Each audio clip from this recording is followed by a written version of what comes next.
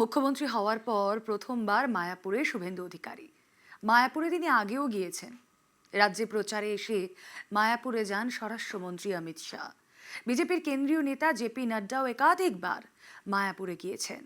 শ্রী চৈতন্যের ভক্তি আন্দোলনের পীঠস্থানে বারবার কেন বিজেপি নেতারা?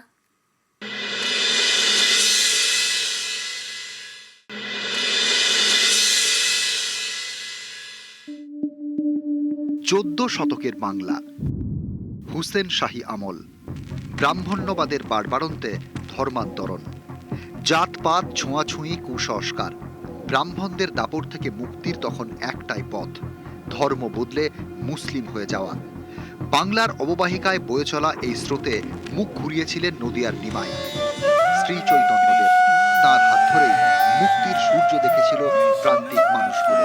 যেভাবে যে এক্সপ্লেনেশনগুলো দিলেন, যে ঈশ্বরকে শুধু মূর্তির মধ্যে খুঁজে নয়, ঈশ্বরকে ভক্তিভাব দিয়ে দুহাত বাহু তুলে নেচে বল হরিবল হরিবল, যে নিরাকার ব্রহ্মের যে এক্সপ্লেনেশনটা ওরা দিয়েছিলেন, সেটা আপামোর বাঙালি উড়িয়া সবার কাছে সেটা গ্রহণযোগ্য ছিল এবং সবাই তার মধ্যে ইনভলভ হতে পারে। কোনো রীতিনীতি নেই, কোনো রিচুয়ালস নেই, কোনো মারামারি নেই। তার ফলে কি হলো, প্রত্যেকটি সমাজের প্রত্যেকটি স্তরের মানুষ বড় আপন হয়ে পড়ল তার কাছে এবং তারা দেখলো যে আমাদের কোনো রীতিনীতি নেই, আমাদের কোনো রিচুয়ালস ফলো করতে হচ্ছে না, আমাদের ডুজ অ্যান্ড ডোন্টস যেগুলো আছে সেগুলো কিছু না, একদম শুধু হরিনাম সংকীর্তন করো, হয়ে গেল আমার ভক্তি।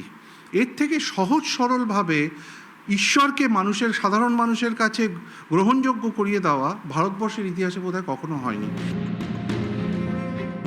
একদিকে মুসলিম শাসন, অন্যদিকে ক্ষয়িষ্ণু সমাজে জাতপাতের দাপট, যা চলে গিয়েছিল অত্যাচারের পর্যায়ে। এই দুইয়ের মাঝে বাংলার সামাজিক, সাংস্কৃতিক, ধর্মীয় কাঠামো ভেঙে পড়ার পরিস্থিতি। এই প্রেক্ষাপটেই নদিয়ায় নবজাগরণ। অন্তজ প্রান্তিক মানুষ খুঁজে পেলেন মত পথ, ভক্তিতেই মিলল আশ্রয়। শ্রী চৈতন্যের হাত ধরে ভক্তি আন্দোলন, জাতপাত ধর্ম বর্ণে ঊর্ধ্বে উঠে ভক্তির পথ। ভক্তি সবার জন্য, সবাই এখানে সমান। উনি এসেই ছিলেন মানুষের নিচু শ্রেণীর মানুষদের মেইন স্ট্রিমের সাথে জোড়বার জন্য, কারণ তারা ছিল অবাঞ্ছিত, তারা ছিল বিতাড়িত, তারা ছিল গরিব, ডেফিনেটলি কিছুটা পীড়িত তো ছিলই। সেই জন্য আমি বারবার বলছিলাম রিচুয়ালসের ওপর, রিচুয়ালিস্টিক হয়ে গেছিল সমাজ ব্যবস্থা বা ঈশ্বরবাদ, তখন বেশি রিচুয়ালিস্টিক হয়ে গেছিল ইনস্টেড অফ ভক্তি। ভক্তিতে কি করলো, ভক্তি মুভমেন্টে কি করলো, ভক্তি রসের জাগরণ করলো, মাধুর্য রসে মানুষকে বন্দনা করতে শেখালো এবং ভক্তি বা ঈশ্বর প্রেম বা ঈশ্বরের পূজা অনেক সহজভাবে মানুষের কাছে নিয়ে আসলো। হিন্দু মুসলিম বিভেদ ভুলে শূদ্র চণ্ডালকে সঙ্গে নিয়ে ভক্তির সাগরে ভেসে যাওয়ার কথা বলেছিলেন শ্রী চৈতন্য। যিনি ভারতীয়, তিনি ভক্ত। সংঘপ্রধান মোহন ভাগবত বারবারই বলেন, ভারতীয় মুসলিমরাও হিন্দু।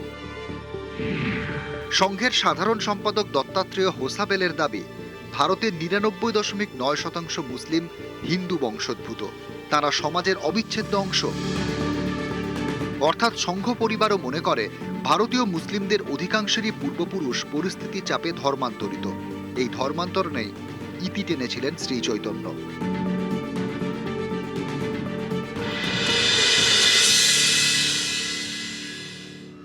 সবাইকে ভক্তি পথের পথিক করে, সবাইকে নিয়ে এগিয়ে যাওয়ার বার্তা দিয়ে হুসেন শাহের আমলে বাধ্য হয়েই বহু হিন্দু মুসলিম হয়েছিলেন। সহজ সরল পথে ঈশ্বর সাধনার মাধ্যমে তাদের ফিরিয়ে আনার কাজটা করেছিলেন নদিয়ার নিমাই। এ যুগে মুসলিম, দলিত, আদিবাসীদের নিয়ে একসঙ্গে পথ চলতে চাইছে ভারতীয় জনতা পার্টি। স্লোগান তুলছে সবকা সাথ, সবকা বিকাশ, সবকা বিশ্বাস। নেতারা তাই বারবার যাচ্ছেন মায়াপুরে, মহাপ্রভুর মাটিতে। অমিত শাহ গিয়েছিলেন, জেপি নাড্ডা গিয়েছিলেন, শুভেন্দু অধিকারী বিরোধী দলনেতা থাকাকালীন একাধিকবার গিয়েছেন। মুখ্যমন্ত্রী হওয়ার পর তার মুখে শ্রী চৈতন্যের নাম। ভারত মাতা কি, কালী মাতা কি, গঙ্গা মাতা কি, জয় জয় শ্রীরাম।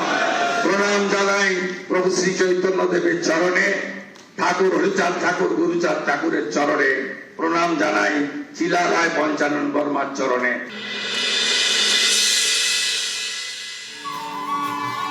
বিরোধী হয়ে এবার শাসক হয়ে। বাংলার মুখ্যমন্ত্রী হওয়ার পর মায়াপুরে শুভেন্দু অধিকারী।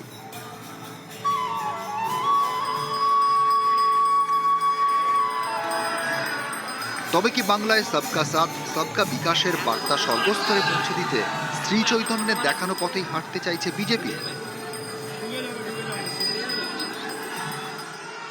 নিউজ 18 বাংলা।